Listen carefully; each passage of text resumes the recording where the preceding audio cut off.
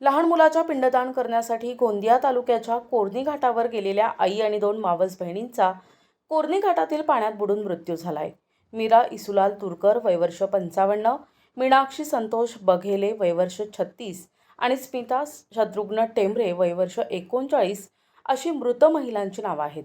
मृतक मीरा इसुलाल तुरकर यांचा लहान मुलगा मुकेश तुरकर याचे निधन 30 मे 2025ला आजारानं झाल्यानं त्याच्या पिंडदानासाठी गोंदिया तालुक्याच्या कोरणी घाटावर 20 ते 25 लोक आले होते. दुपारी 12:30 वाजता पूजा करण्यापूर्वी आंघोळीसाठी महिला मंडळी घाटात उतरल्या.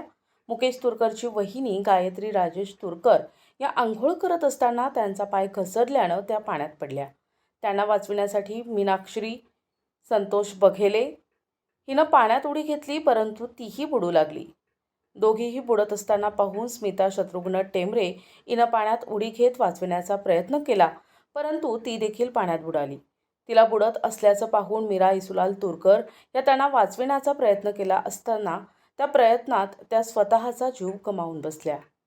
प्रतिनिधी राधाकिसन चुटे, NTV न्यूज मराठी, गोंदिया.